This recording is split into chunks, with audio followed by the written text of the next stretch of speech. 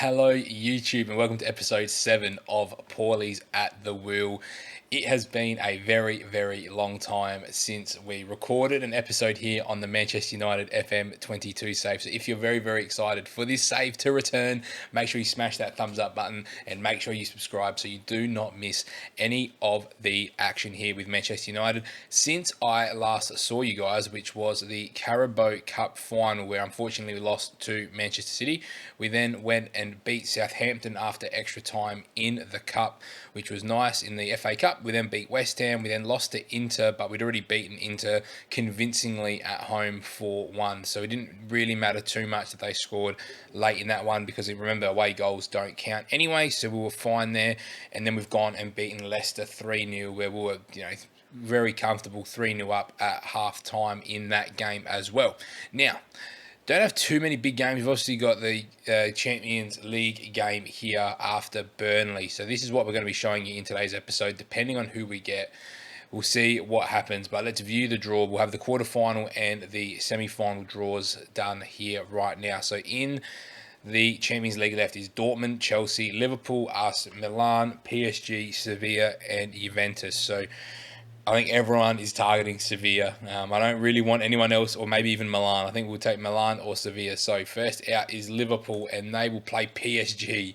That is massive. I wonder what happened to Man City. So they've obviously lost, which is massive too. Sevilla get Manchester United, there we go. Come on, that's massive. Milan get Chelsea and Juve get Dortmund. So that is massive for us. We get Sevilla in the quarter-final of the Champions League. So I'm very, very happy about that. Who is their key guy? So Jesus Navas is their key.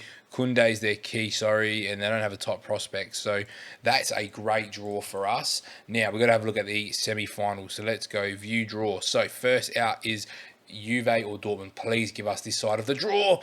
Come on. So we get Sevilla in two legs, and then we get Juve or Dortmund. So then we have Milan and Chelsea playing either Liverpool or PSG. So you feel like the other finalist is going to be either Liverpool or PSG here, or maybe even Chelsea. Don't see Milan getting through, but we have a massive opportunity here against Sevilla and then Dortmund or Juventus. Hopefully Juventus get through, because imagine the story of Ronaldo knocking Juventus out of a semi-final. So what we're going to do is I'm going to go through the next couple games here, which are West Brom and Burnley, and then I'm going to see you for the first leg away from home for the quarterfinal of the Champions League. Welcome back, YouTube. It is game time. We are here ready to take on Sevilla in the Champions League. As you can see, we've got 8 games left of the league. We are miles behind Liverpool. They are running away with the league.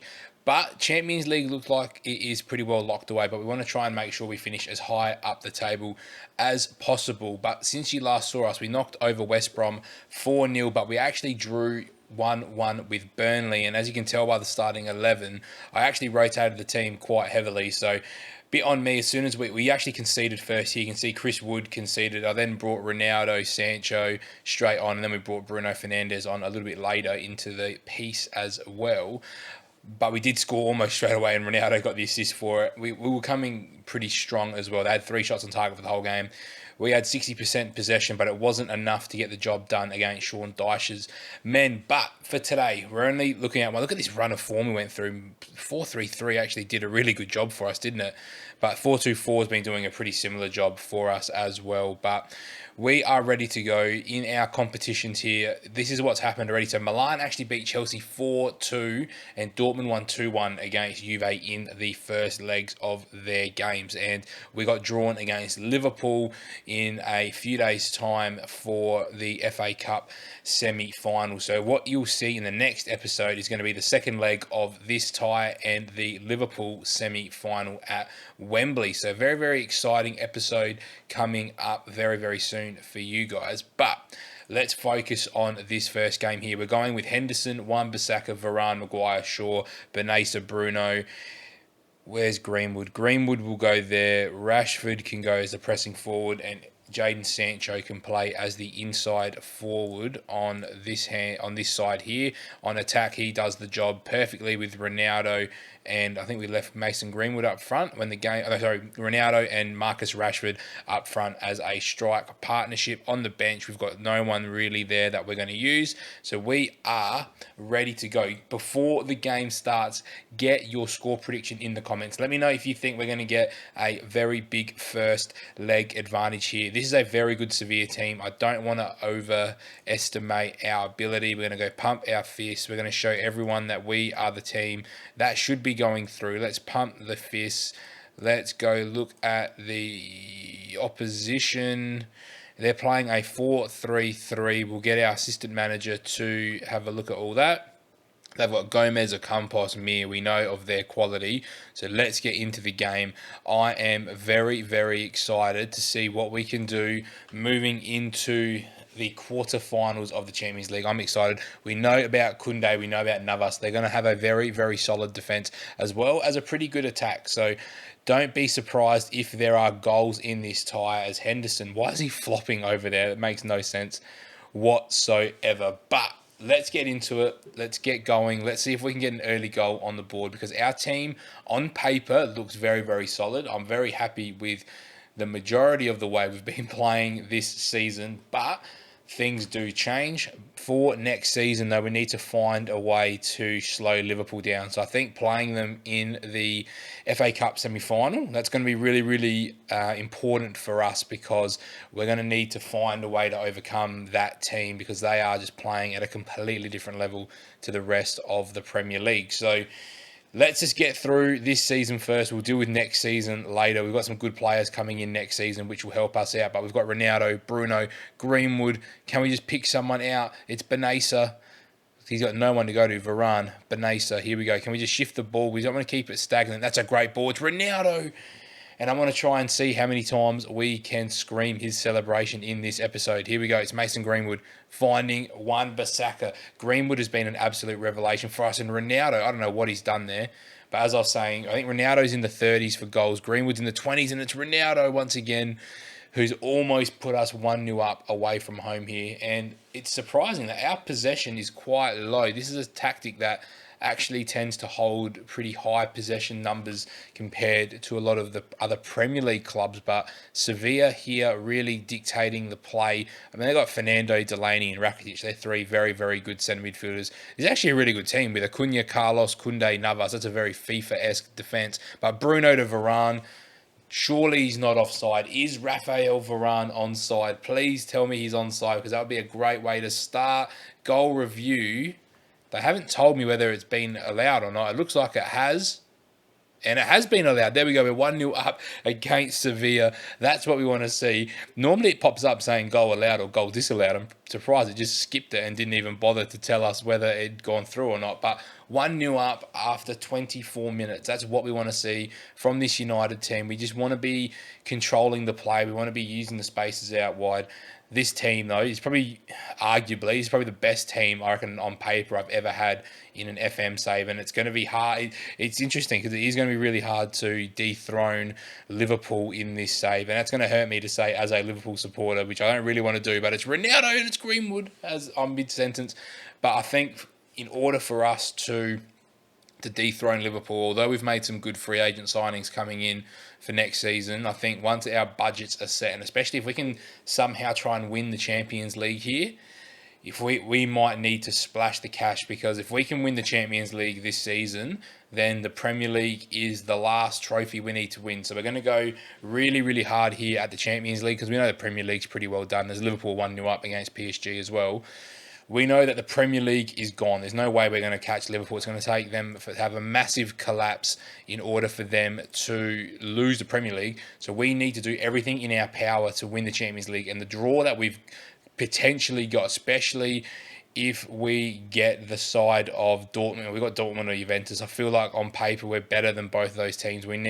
If Juventus can even do a job on Dortmund in the second leg of that tie, I'd much rather be playing Juventus if we get through Sevilla. So I'm very excited to see what we've got potentially here in the Champions League. But as time continues, we've got 47% possession. It's actually been a really even game. We just haven't seen any highlights really from Sevilla whatsoever. It's been interesting. We are sitting on extended, which I would have thought by now we would have seen a bit more, but it's Bruno Fernandes over the free kick, it's Varane, and that's not what we want to see. So in the comments of this episode, looking at this is practically our best 11, exactly every single position.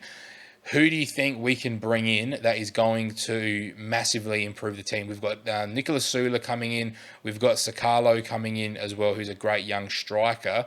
Who should we sign that's going to massively improve our squad? We need to think big picture as well. Who's going to come in and be the number one man for us, with Bruno as well here playing a little bit deeper, and it's Jadon Sancho, and it's in the back of the net. Jadon Sancho and Mason Greenwood working really, really well together. They're the two wingers, put us 2-0 up away here in Seville in the south of Spain, and we are cruising at the moment. We just want to try and keep a clean sheet here.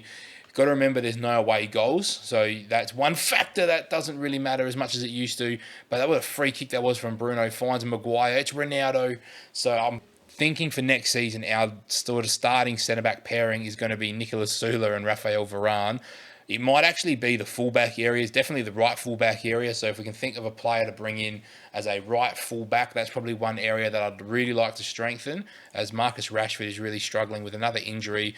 Pressing forward, I feel like Cavani's probably one of the better pressing forwards going around with his stats. Yep. And we are losing Edison Cavani as well. So I feel like we've got, I think it's Sesko, he's coming in and he looks fantastic as a pressing forward. So we don't have to really worry about replacing Cavani because we have already. We've got Matias Arezzo, who I really need to try and get a loan out so we can at least try and move him into a position of getting a work permit. So let's pause the game quickly. So Jadon Sancho is really struggling here. So I'm going to take him off. We'll bring on Anthony Martial.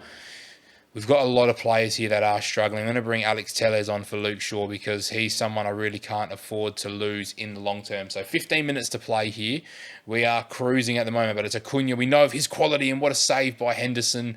And that's probably actually the other area we need to improve. If we can get a world-class goalkeeper, I feel like Henderson and De Gea, we could probably move one of them, probably move Henderson on because we'll have more value.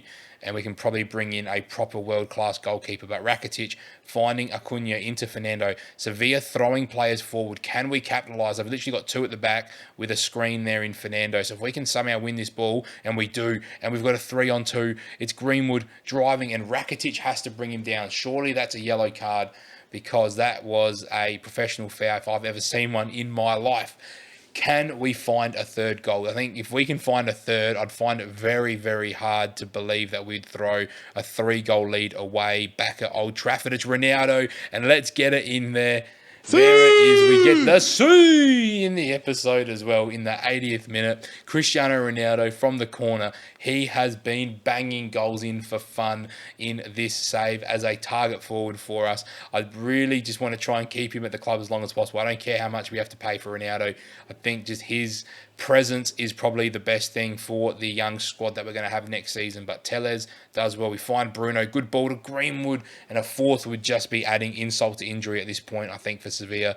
And if we can get it to 4-0 away from home, I think we'd comfortably be through to a semi-final of the Champions League. But time is ticking away for Sevilla. They're desperate for a goal here. We're probably, I wouldn't say we're desperate for a goal, but I would love a fourth goal. We know we've seen Barcelona throw 3-0 leads away in the Champions League. It's Varane, and he needs to be putting that on target from 3 yards out on a tight angle. If he puts that inside the near post, we walk out of here with a 4-0 win. But that is not going to be that because we've got a last-minute highlight. We find Cavani, Telles whips a ball in towards Ronaldo, which is dangerous. It's Bapul Gomez finding Acuna into Rakitic. I don't think we're going to win the ball back here. I feel like this is maybe the end. It's Lamela. Can Eric Lamela, we know he's a crafty winger. He wants that left foot. Bruno does fantastically well, and we defend that situation brilliantly. We win the game 3-0. That's what we want to see. Outstretched arms, very nice win, excellent. That is absolutely perfect. I'm just going to click through all of this stuff so we can get back to our home screen. Rashford is out for 1 to 3 days. Let's get back to the home screen. Sancho got 1 goal, got man of the match. I feel 8.1, pretty good.